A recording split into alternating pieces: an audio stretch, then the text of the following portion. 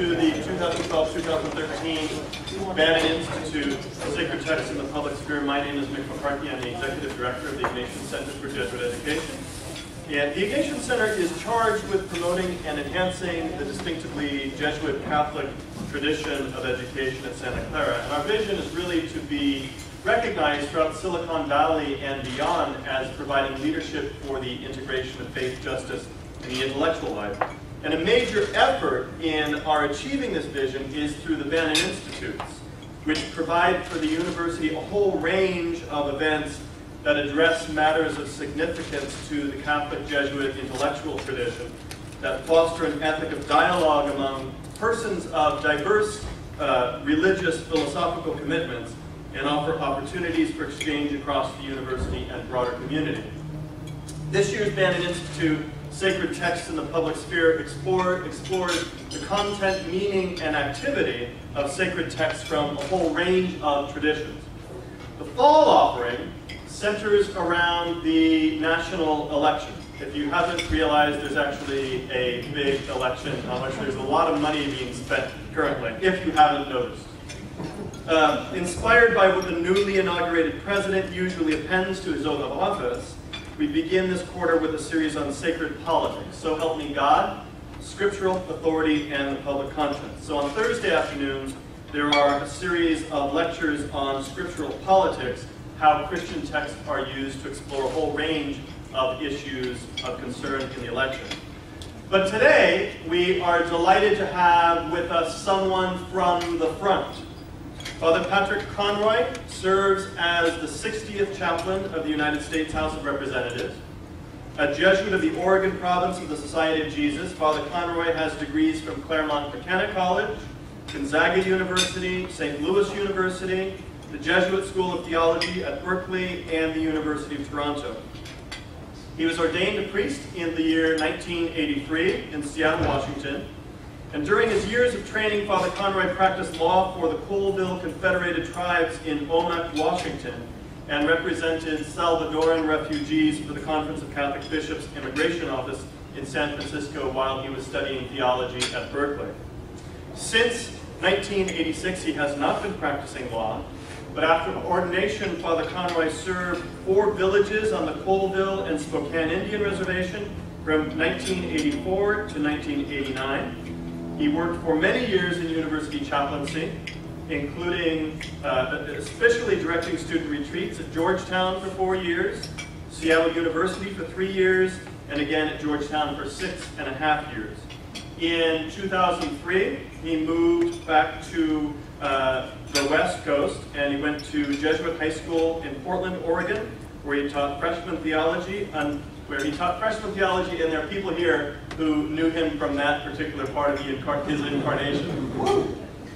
He was elected 60th chaplain to the United States House of Representatives on May 25th, 2011. I am curious whether it was a bipartisan election. Today he will share with us reflections on his experience in this very unique position as well as his own journey. So please join me in welcoming to Santa Clara University Father Patrick Conroy of the Society of Jesus.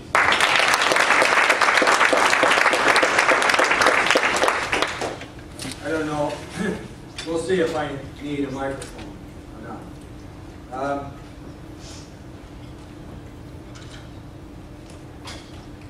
One of the reasons, there are a few, but one of the reasons I was happy to leave high school education is they were forcing us to sell out to Microsoft. They're encouraging us more and more to use software. The freshman or the theology department at Jesuit High School was assigned as part of its curricular thing to teach PowerPoint. Other departments taught other things. So I basically found myself responsible for teaching high school freshmen how to use PowerPoint. This would be like assigning me to teach Chinese students Chinese. And I resented it, and because it's not my language, I think it's an awful pedagogy, teaching with software. And what's going to happen when the grid goes down?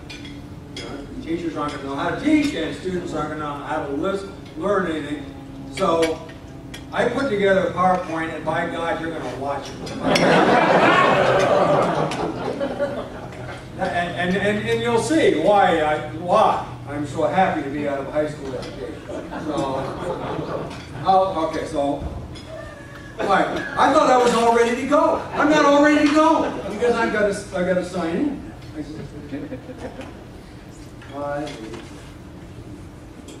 That's not. God forbid the day I forget my password. All right. So there I am.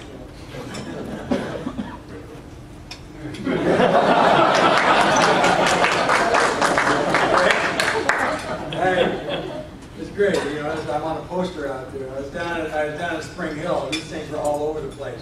I said, boy, I'm going to go see that guy. All right, so this is me now. This is like who I am. And April of 2 years ago, that's who I was. Now, I was a high school freshman theology teacher, but what I really was the assistant coach to the mighty JV2 girls softball team. That's what got me to the heights that I'm doing. So I was basically coaching 14 and 15-year-old girls who never played the game before. In 8 years, we were like 15 and 100. Okay? Because every once in a while, we'd play a school where the girls had played even less. No, that didn't happen very often. So the question is, how did I get from here to where I am now? So I don't know how to put this, but I'm kind of a big deal.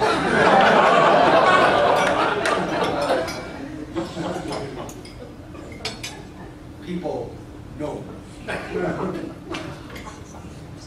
People from the left at Bellarmine Prep, no kid knew who this was. Who is this? Oh no, that's me. That's him with me. Okay, so Al Franken. I know people from the right. That's actually at the same event. This is the Minnesota Hot Dish Cookoff. So when Al Franken came to the Senate 2 years ago, he initiated this.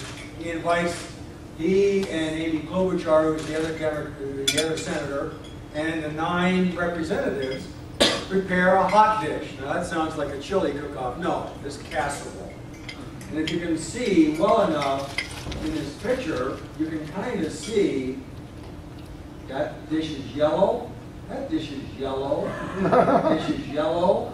That dish is yellow. That dish got a little. There's another yellow one right there. So basically, they're preparing their favorite casserole. Now on the reservation, I became very good at doing funerals on Indian reservations, which is a sad commentary, but I was very good at it. And you have wakes, and everybody comes to the wakes, and they bring food to the wake. It was a big dinner, and then we say rosaries all night long, and then people get up and say things about the deceased and about everything else. Then we have the funeral mass in the morning, we bury the person, and then come back for another meal. And so this would be the Minnesota equivalent of that. These are the dishes that people would bring. So if I were doing native funerals in Minnesota, I'd weigh 350 pounds. Because every one of these dishes, except one, has tater tots, mac and cheese, canned mushroom soup, and spam. Because one of the categories, I'm a judge here, I'm judging, and Michelle's telling me how to judge. So I'm judging on taste, texture, and authentically Minnesota. Well, what's authentically Minnesota? The only thing I was aware of was wild rice. But Spam is from Minnesota. I didn't know that. I'm wondering why they all have Spam in their dish, you know. Except for one guy, the guy that had this one over here, that's got green beans in it and chicken. Well, I didn't know this. He would have won the competition if I'd have known it. It wasn't chicken, it was a pheasant he shot. Okay, so anyway, what do I do as chaplain of the House of Representatives? I'm a judge of the Minnesota Hot Dish Cookoff.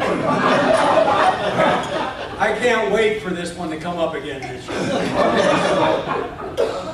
So anyway, I know people from the left. I have no idea what I just said. He thought it was funny. And I know people from the right.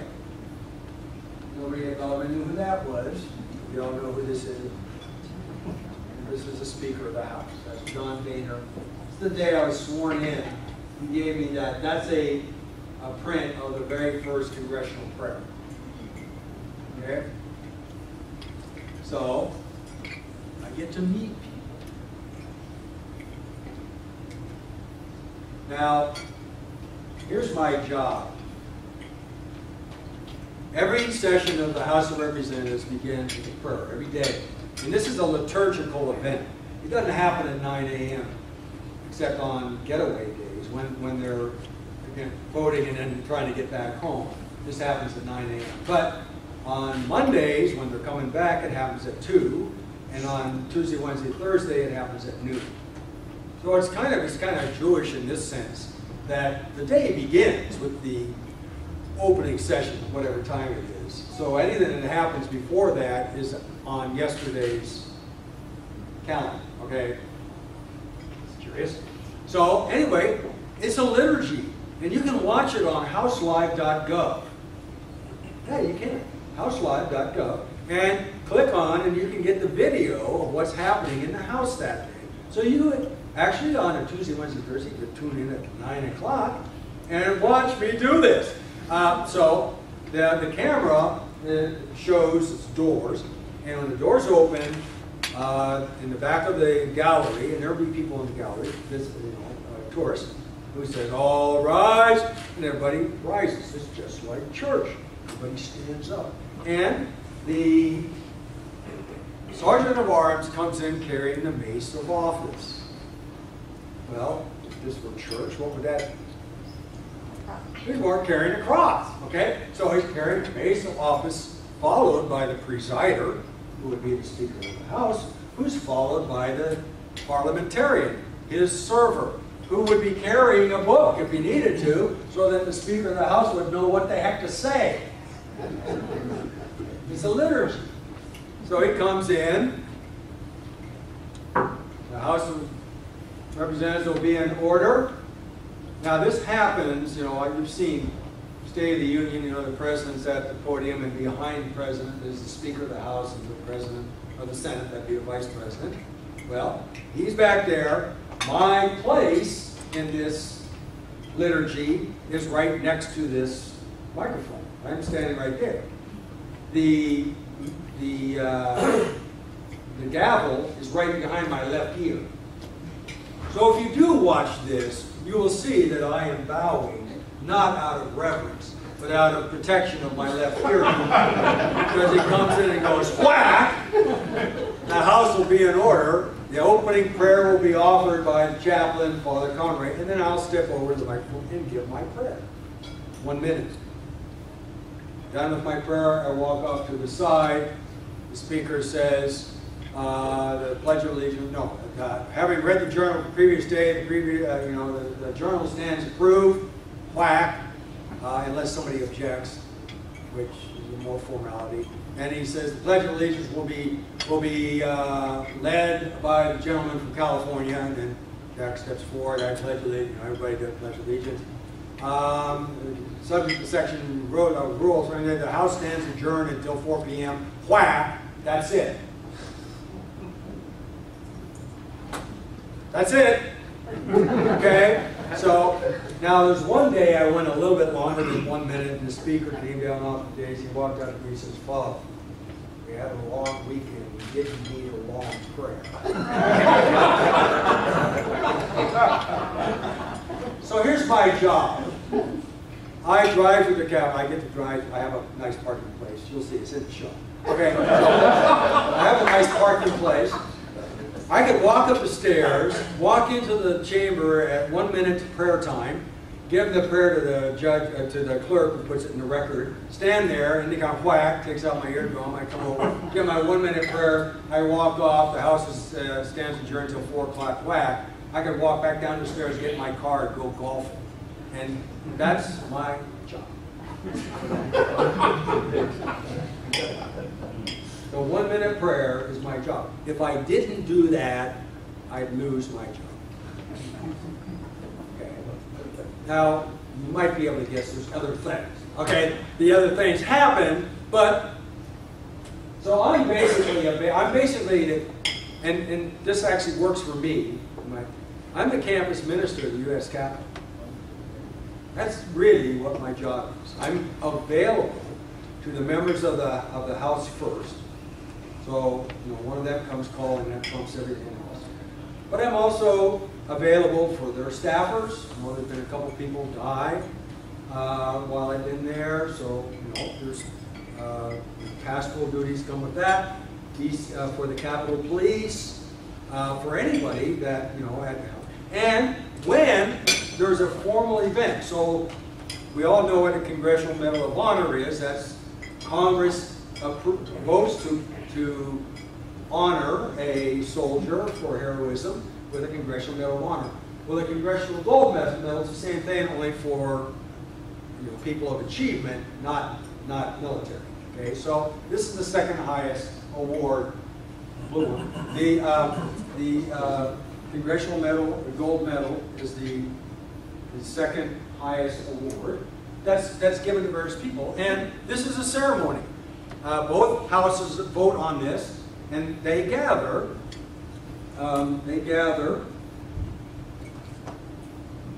In places like the Rotunda.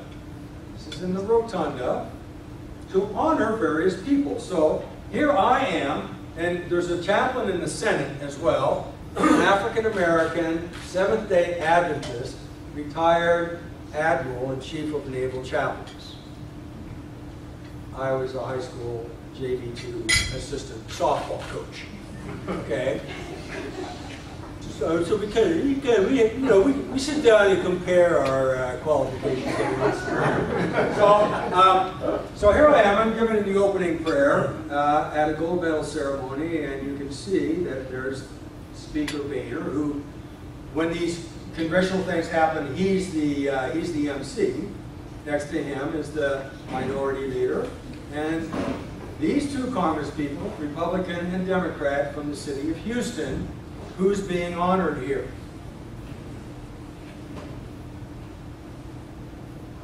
Everybody? Who's that guy?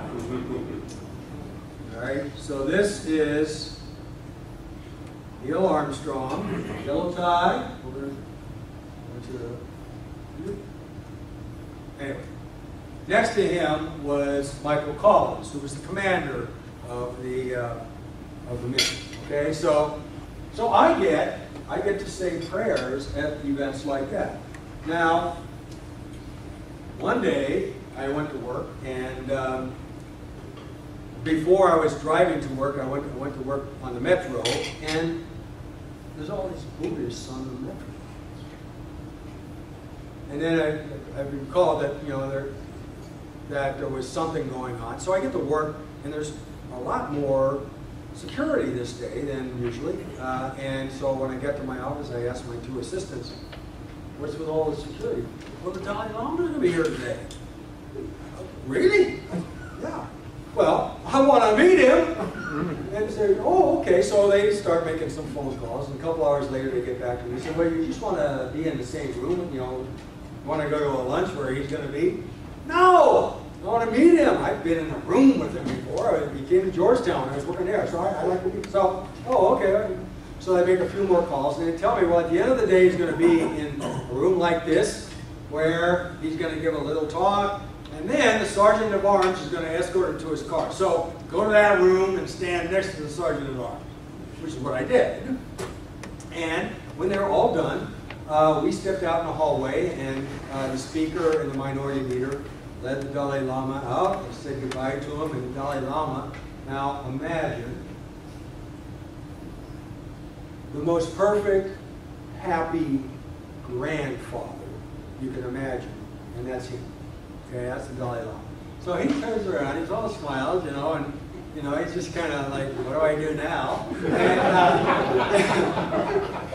And Nancy Pelosi sees me, so she comes rushing, because I'm brand new, I'm 2 months in the job. She says, well, Your Holiness, this is Father Conroy, our new chaplain. So we meet the Dalai Lama, and he reaches out and takes my hand.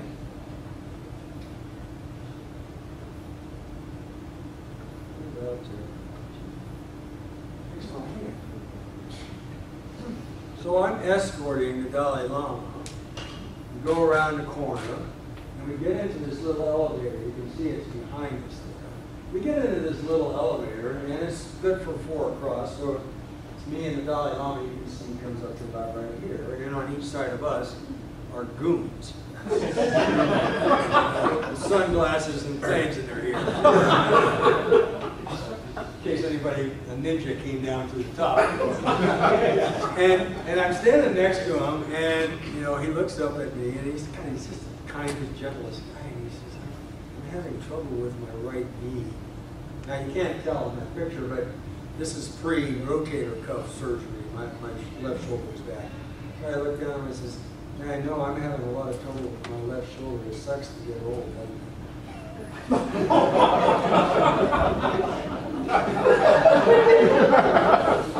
So that's the depth of my conversation with the Dalai Lama.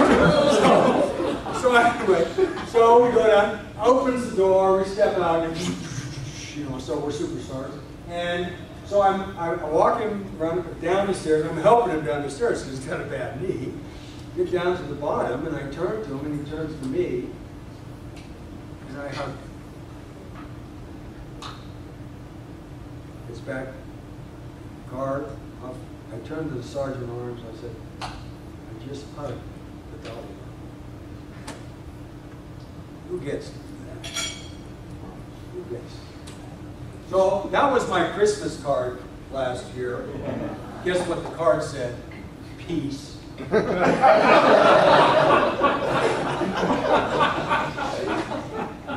Nobel Peace Prize. Well, guess what my card's going to be this year? This was 2 weeks ago. She was just given, well, actually, she was given the Congressional Medal of Honor 4 years ago, but she's just now able to finally receive it. Okay. Now, as it happens, when I was a chaplain at Georgetown, her son was a freshman. So I knew her son. And that was the year she was arrested, and I'm not sure her son had seen her in the intervening years. We didn't talk about that. I had just given her my card because I said to her, I was hoping your son might be here. I knew him when he was a freshman. And she said, well, I'm going to be seeing him next week. I said, well, here's my card, so remind me to him. So that's going to be, so now I've got to find another Peace Prize laureate for my Christmas card to give them. Okay, so I've got a fallback because I do have that picture of me with the Lama. That's a little different. Okay, so I get to see some pretty neat things too. This would be my office. My office is 2 stories down from the rotunda. This is my parking place. That's where I park. So I can get out, like I said, climb up these stairs, walk in, get my 1 minute, back down, get in the car, and we're off to Toontown. All right? It doesn't happen, but that's the way it could work. All right? Now, anybody in the house know what this is? I was surprised by this. It's one of the things I get to see. That's Mount Arafat. Now, if you take out the Twin Peak over there, I mean, that looks like Mount Shasta, the Twin Peak. But that looks like Mount Rainier to me. I'm from Seattle. I thought Ararat was the tallest of 1,000 tall mountains. And here it is, it's kind of it's like Rainier. It's in a mountain range, but it's freestanding. It's not surprising that in the biblical, the ancient biblical story, that Ararat would be the highest place known to them. So that's where the ark would end up. There's that. And I took this picture from my balcony. This is the front balcony of the Capitol when the shuttle was flown up to Washington. And it's now in the Smithsonian out by Dulles Airport. It's kind of a neat, the aviation section of the Smithsonian's up by Dulles. If you're coming to D.C.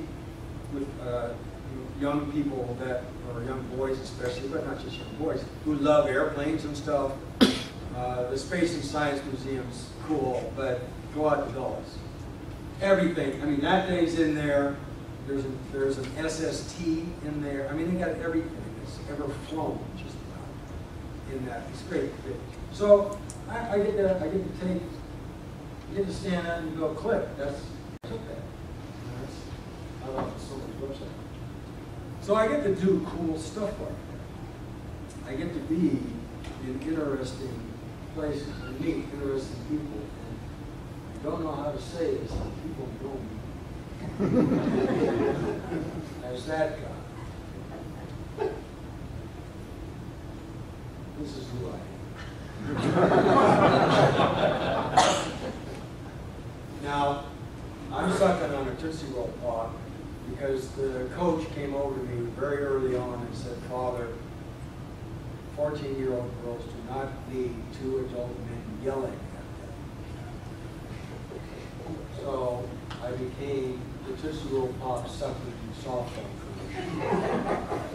coach. And one of the fathers of one of the girls on my team who loved me and loved the coach because his absolutely athletic, deprived daughter was able to be on a team at Jesuit High School. He just loved that that was impossible for her and for her friends. None of them could play. And so he bought me a box of Tootsie Roll Pops. For every year I was there, his daughter was in college, and he'd still come back with a box of Tootsie Roll Pops and offer to keep score at the JV 2 girls softball. So I get, by the grace of God, to do lots of cool things. And this certainly was one of them. Whether or not this is why I got the job I have, I won't know. I will say, here's what I suspect. When I was, here's kind of the backstory here. When I started out in the Jesuits, I wanted to work in Indian country. Now, part of this is I'm an inveterate lover of the underdog. And I figured in the Oregon Province of the Society of Jesus, as a lawyer and as a priest, the population, the identifiable population in the Pacific Northwest of underdog would be the Native people. Just historical, sociological, economic, every category, that's it. And so my desire was to work with them. And you know, my superiors were happy for that because, you know, guys weren't falling over one another to get into this work. It's a difficult work. But I wanted to do it, and was made welcome by the men who do that work all the time. You know, they were my mentors, my friends. So you get into something like that, and everybody's encouraging you. They want this to work. They want you to do well and succeed at this. Well, the problem, as it turns out, multiform. One of them is I'm a child of an alcoholic, and I married alcoholism. I mean, it's the equivalent. You know, children of alcoholics often will end up marrying alcoholics, or children of abuse end up marrying abusers, or whatever it is. I mean, there seem to be these kinds of patterns, so the less you know about yourself, the more chance you're going to get into something like this. But anyway, that turned out to be one of my issues. And, you know, praise God, over 5 years, I actually, with the help of many other people, as well as the grace of God, found serenity in the area of alcohol. And when I arrived, when I was around a drunk, who would be an Indian, that's where I was, but a drunk Indian, I would want to kill.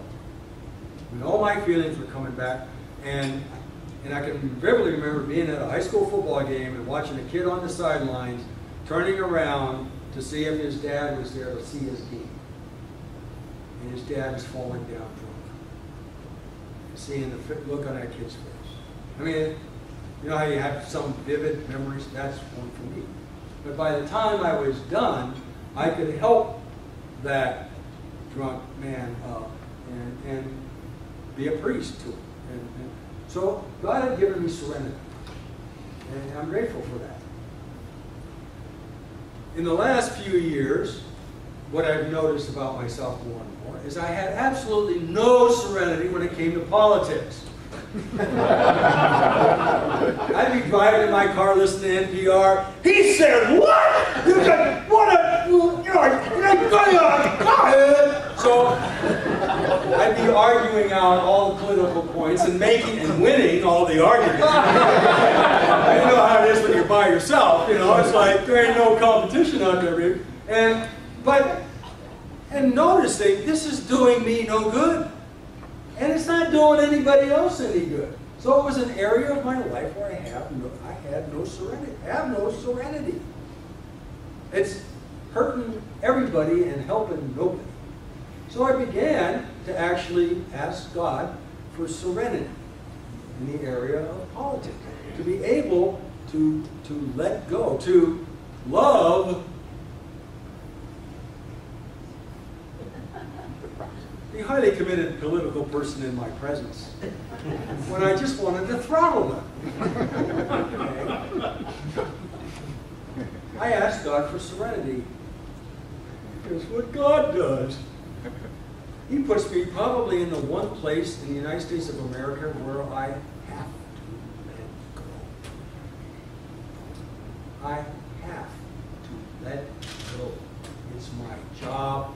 It's my ministry. I am on a mission from God to be the chaplain to the House of Representatives, where I'm one, if not the only person, only place where any member of Congress can come and know that he doesn't have to make a case, doesn't have to get my vote, she doesn't have to convince me of anything. No. Is she looking for me to agree politically?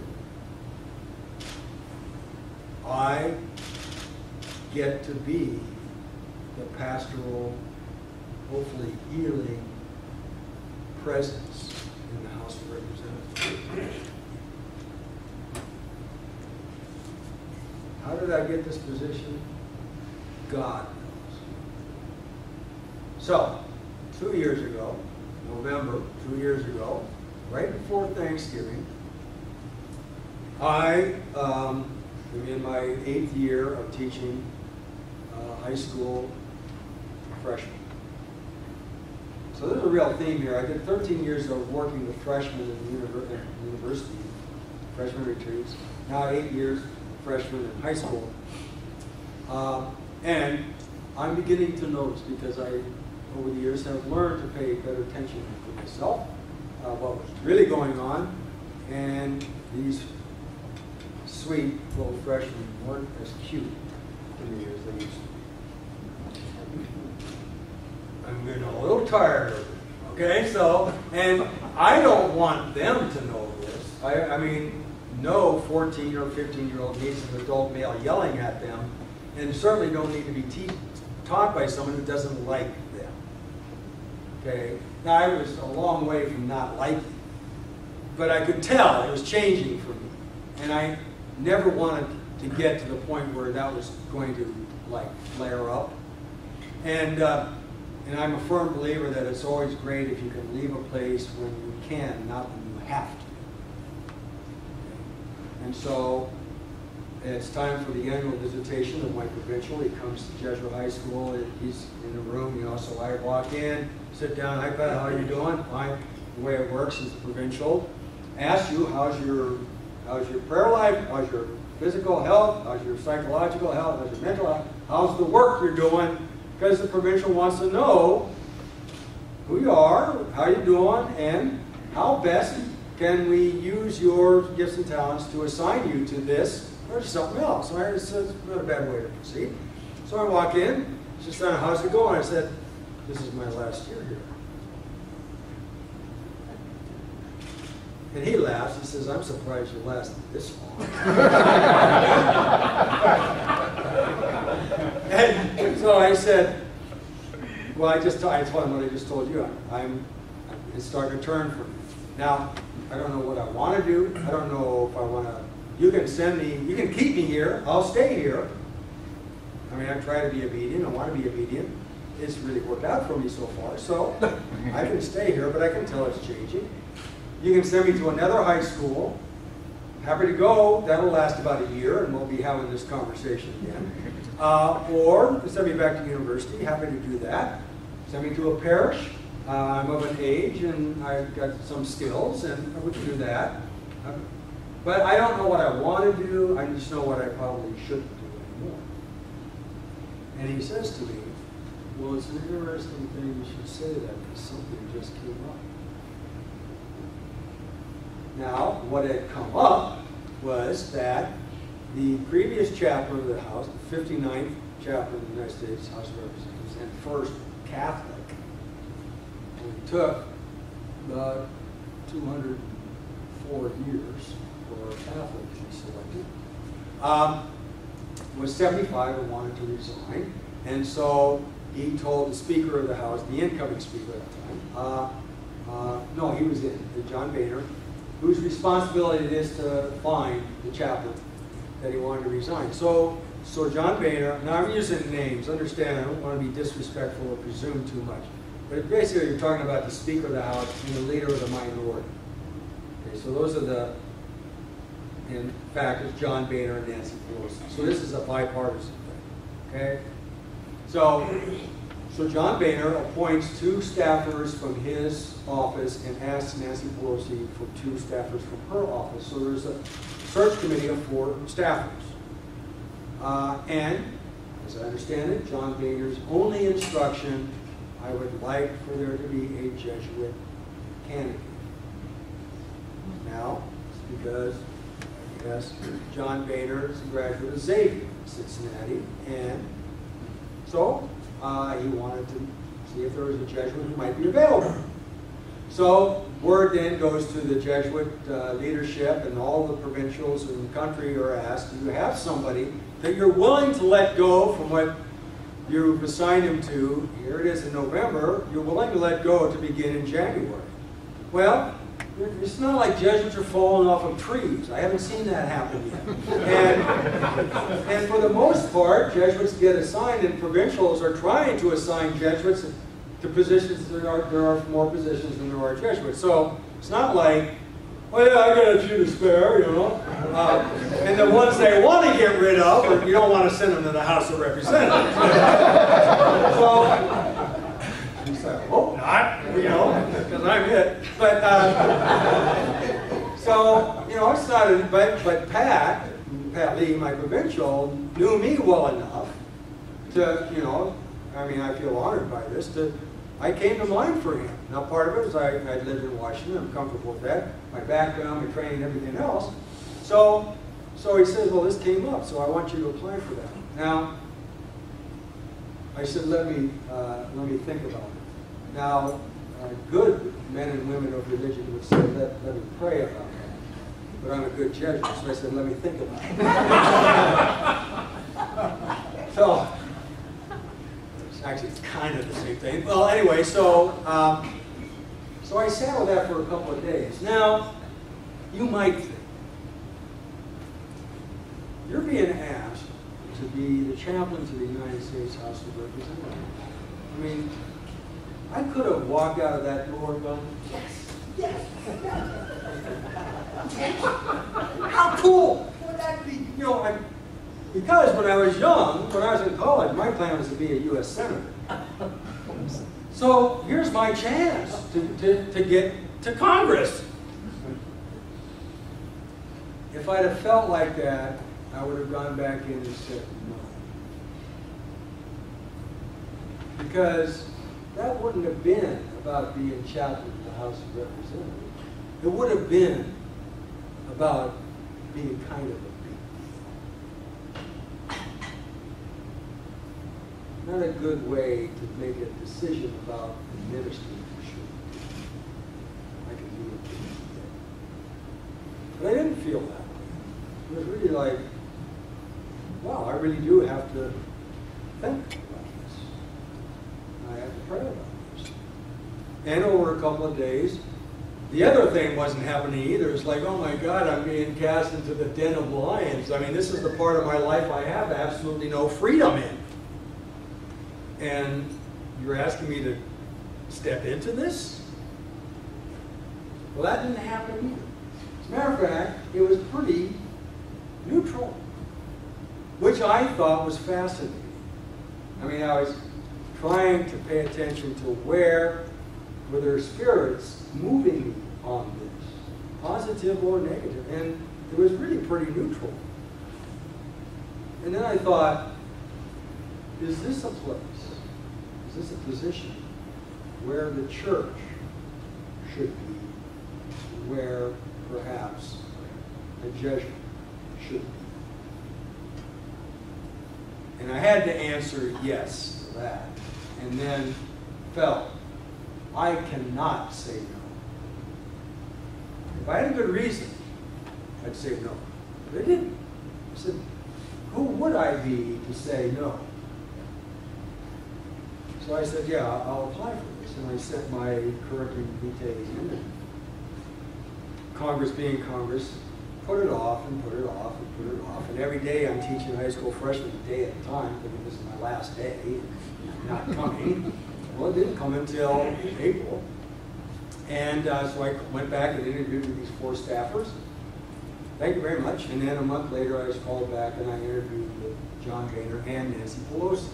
And then they offered me the job. That was in May a year ago, 2010.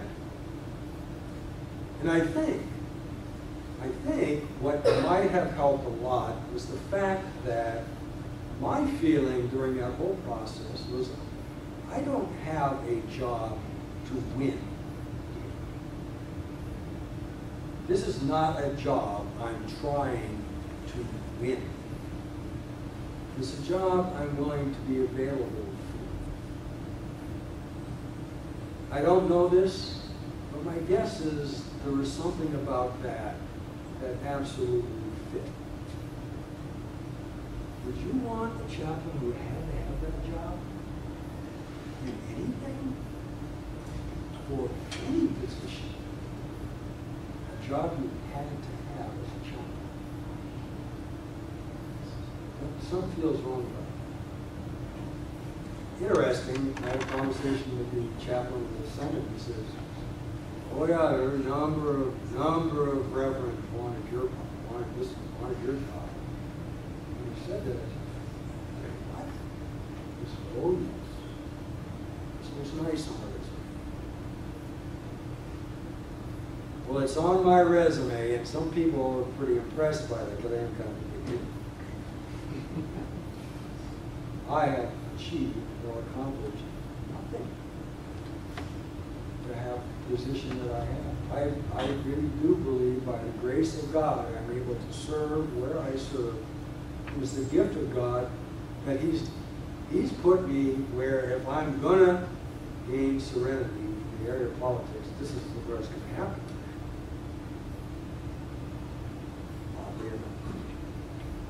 Okay. 20 minutes or so before you were promised you could leave. Actually, you can leave at any time you want. But do people have more specific questions or something that's, either the topic is capital faith and politics? At least, okay? I'm wondering how I can get some of the serenity you seem to achieve when it comes to politics vicariously through your Well, and I just kind of wonder that given that it's so easy to be angry and cynical and upset, is there something in your experience that you can share with us that might give us hope rather than, or give us consolation? Well, I've had 2 nightmares since I've been in this job. And here's what I mean. Rather vivid dreams, although because they're dreams, it's like, this doesn't fit together, but vivid in the effect on me. In both dreams, I became, I either became or I made myself politically compromised, and so was fired, or asked to leave, or I had to leave. I knew I had to leave. And when I woke up from both of them, I thought, oh crap, I threw that one. Now they were dreams. I mean, that's how vivid they were. That when I woke up, I thought, what am I going to do now? So I mean, it really. But in both cases, it was because I had taken a position, or been asked to take a position, whatever it was. So the depth of the feeling and the dread of that, it like tells me that it's by the grace of God I'm in this position, and that in some, I hope it doesn't sound like boasting, but in some senses I'm where I'm supposed to be. So if I blow it, I mean, I'm really blowing something that's not mine to blow, okay? I need to protect this. And the thing that will protect it is to let go. I have to let go. So even when I'm dreaming of a position, which tells me I've still got strong, well, I know that, but that almost on a daily basis I have to say, you want to get into it with this guy. Or he's saying something to you, it's like, you want to strangle him. Or it's like, no, that's not the Catholic position. Or that's half of the Catholic position. Whatever it is, it's just like, oh, let that go. Let it go. That's not going to do you any good, and it's not going to do that person any good. I think I can win arguments. My life's not about winning an argument at this point. And I think if you really got realistic about it, at least I do this too, it's like, what if I could win every argument? Would that change anything out there? Would that change me? No. So, unless I thought I was responsible for educating young people, and I would try to help them, to learn how do you make a political choice in a politically complicated place like the United States of America, that all kinds of political and religious and moral issues that are all compromised because the way things work is by compromise, not by one side winning, the other side losing. Well, if you can enter into that with some kind of humility, you can actually survive it. Otherwise, you get on the flames. And that's what I've experienced in myself. So, when I find myself taking that bait, and I'm getting better at let go of it, step back. I know how I'm going to vote. Not letting go of that. But nobody else needs to know that. And I'm not going to be able to convince anybody. So that's how I do it. I wonder if you could say a little bit about how you pray. I mean, because the interesting thing is, so you are a Catholic priest, right, which identifies you as a Christian, etc.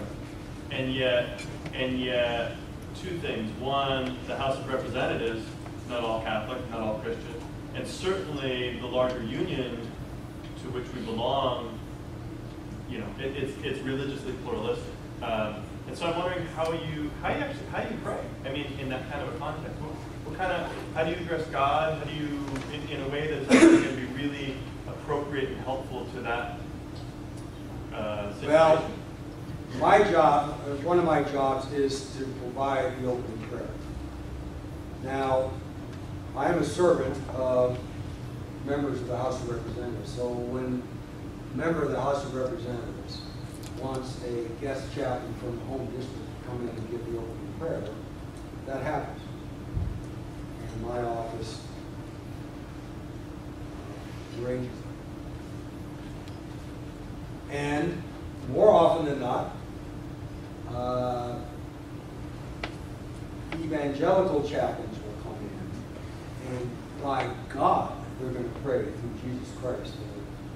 Our Savior, whose blood has redeemed the entire world, heathens and believers alike. I mean, they don't say that, but by God, they're going to pray in the name of Jesus Christ. And we provide them information. Please be sensitive to the fact that not everybody here is a Christian. We are praying at the invitation of the House of Representatives. The membership is mixed religiously, as are the citizens of the United States.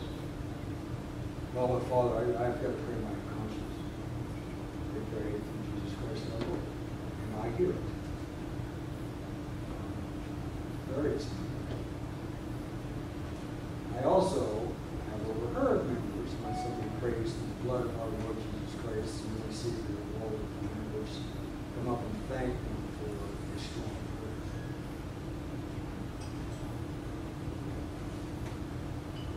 prayers. The guy who runs the Republican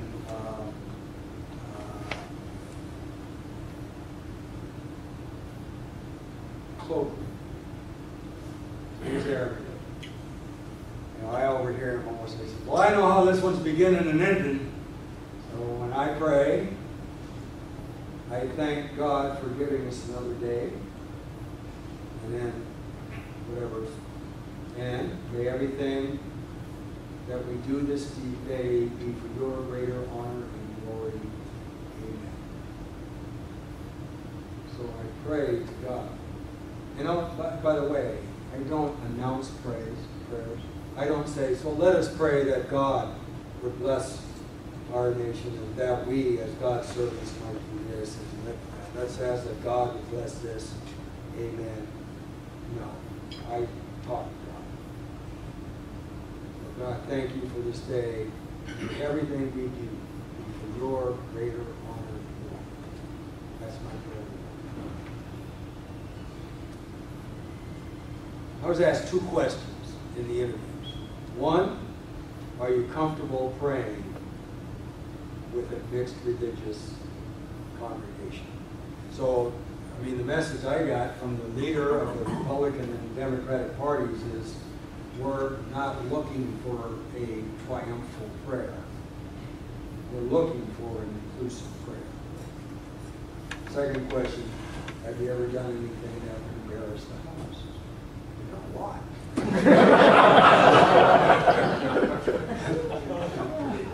But none of that was what they were talking about. Other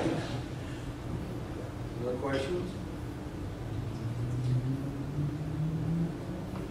Father, I'm wondering about the counseling role. You counsel high school students, college students, done this work on the reservation.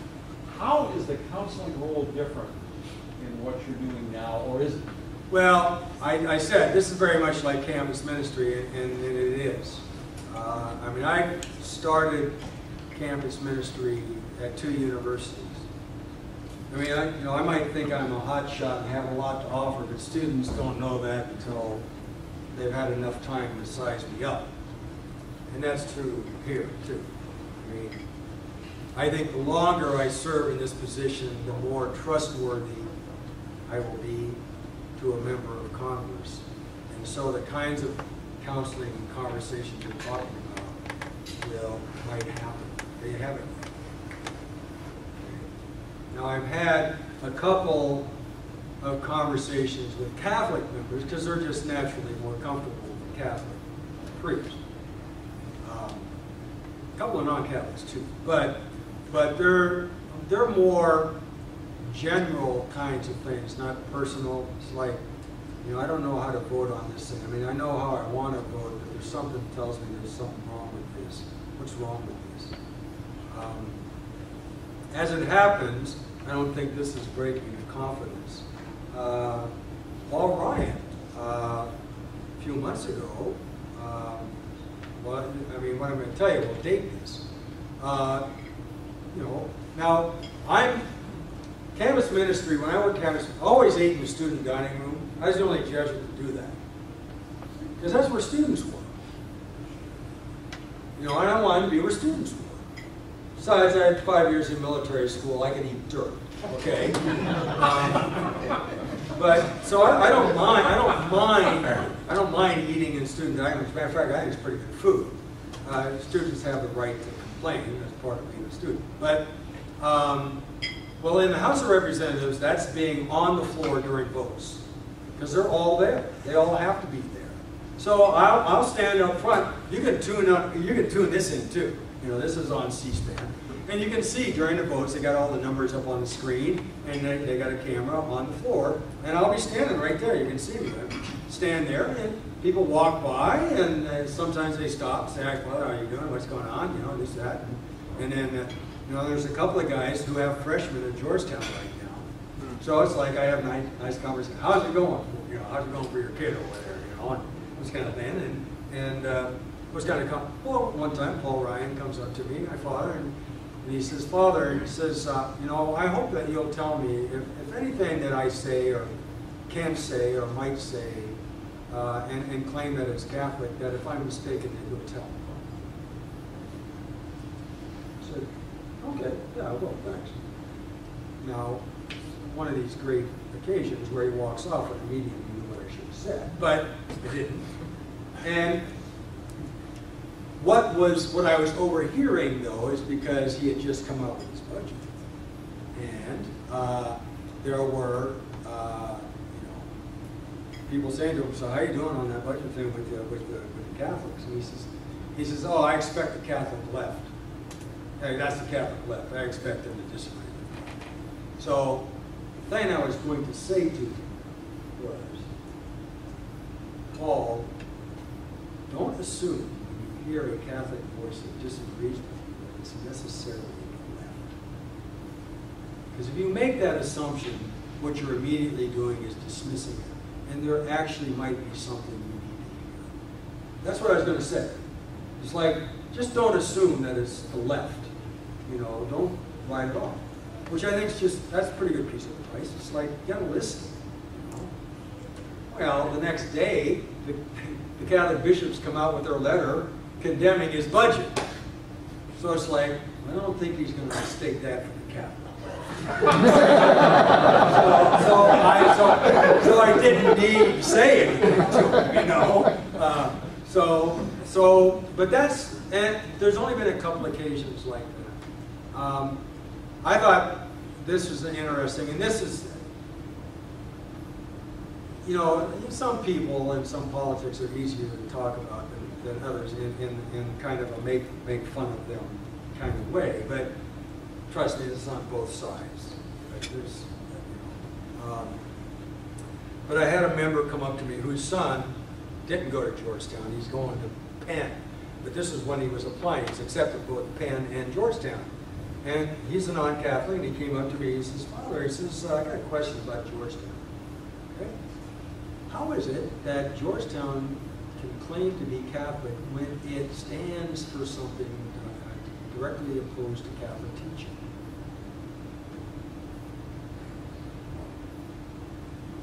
so what would that be? Because it could be 10.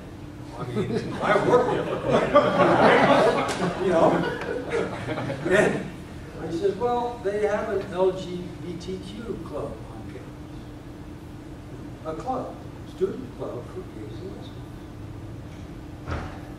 He said, well, you know, Catholic Church does not teach that it is sinful or wrong to be gay or lesbian. He said, oh, I know that. I know that, but why have a club for them? Now, of course, what you're hearing here is somebody who's never heard another voice. You know, the circle that they're in, that's how they all talk. Both parties are guilty of that. You know, any organization is kind of guilty of that. When you hang around the same people, you hear the same things. So he says, well, yeah, but we know there's a gay and lesbian club. So they do. Oh, yeah, they just want to meet one another so they know who they can hook up with. Oh. So I said, well, if that's the case, then Georgetown shouldn't recognize any student club because we all know that's why they joined the club. Somebody they can hook up with. Like, well, no, they've got they're like in band together. Oh, yeah, they get together because they both like playing the clarinet. Yeah, that's really what's going on here.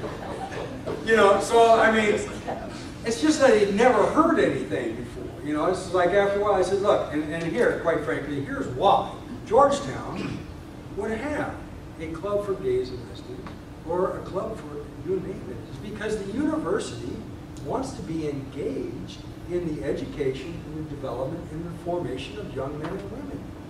And by having a publicly available forum for that, the university can engage.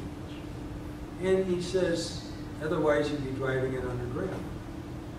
Exactly. He got that. But he never had anybody who could articulate something like that. So, I mean, I racked that one up as a victory because I, on that occasion, provided a voice that not only I think he never heard, he was able to hear, because it didn't come from somebody on the other side. You know what I mean? I mean, it's like he would expect to have heard that from somebody on the other side. But he was able to hear it. And I believe I try and hope that I'm able to do that with both sides. But those, like I say, those kinds of conversations, they've been few and far between. Now, one of the members, been there a long time, you know, when I go over, because he's pretty old, when I go over and I say my respects and sit down, he says, well, Father, I hope you're praying with them sons so they can go on the other side over there. Because they're already scrolling up everything. You know, I said, you know, those sons, they all need in the guy, smart guy, you know, But then he says, I'm sorry, Father, I shouldn't be talking like this. I understand that's not your job. Don't let me mess you up. You know, you're doing a great job. But I sure hope you're praying for those guys. So I have those kinds of things going on too. And there's the other cases. There are 3 Buddhists, 2 Muslims in the house, and as well as everything else too. And one of the Catholic members had a guest chaplain who's a Muslim come in. And so I went to one of the Muslim chaplains, Keith Ellison from Minnesota, who's a graduate of University of Detroit Jesuit High School. One of the 2 Muslim members, graduate of Detroit Jesuit High School. I said, Keith, you might want to come for the opening prayer Thursday. We're going to have a Muslim chaplain. He says, get ready, Father. I said, what? It's going to hit the fan. It didn't. We had one call. One call. and my assistants handled it.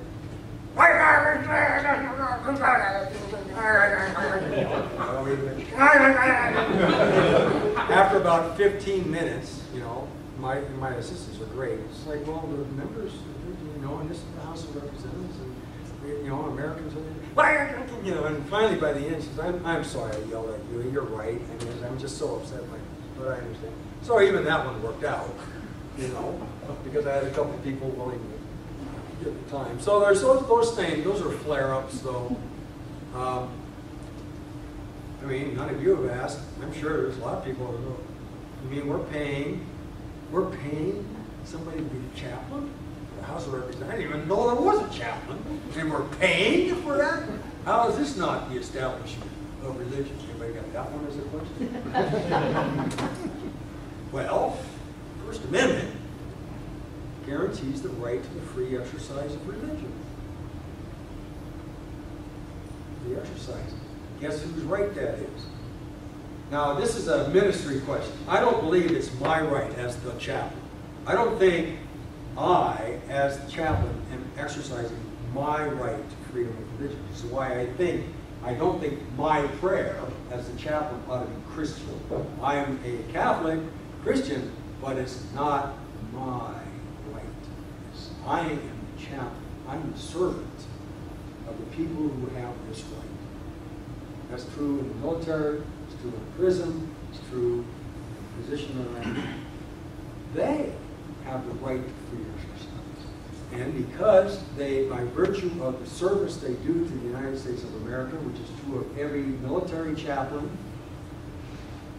their right has to be guaranteed by the government that is demanding of them time away from where they have their place of worship. And so they have that right, and it needs to be provided. That's why the chaplaincy exists. Plus, the very first Congress, one of the first orders of business in putting into place this constitutional form of government was to elect a chaplain. They didn't think this was a violation of the Constitution. So argue with them. All right, that's time. Just a few announcements. First of all, thank you very much for coming to this very engaging thing. We're having a practice of if you have any feedback, it would help us just to have, you know, as you go out, you can just check a few things. These are offered free of charge, so those of you from the larger community, if you would like to make a donation, that is available. Tomorrow afternoon at 4 o'clock in the St. Clair room, Professor Kristen Heyer is going to give a talk on the scriptural politics of immigration, how Scripture fits into the larger immigration debate. And finally, immediately after this, the college Democrats and the college Republicans are going to have, and any other undergraduate are going to have dessert with Father Conroy in the Campus Ministry Center. I think Kyle, Garrett, Sam, any other undergraduates. Our final task is to thank our presenter. I can actually understand, Pat, after listening to you now for an hour and 15 minutes, how it is that you got both of the support of both John Boehner and Nancy Pelosi. So congratulations and thank you.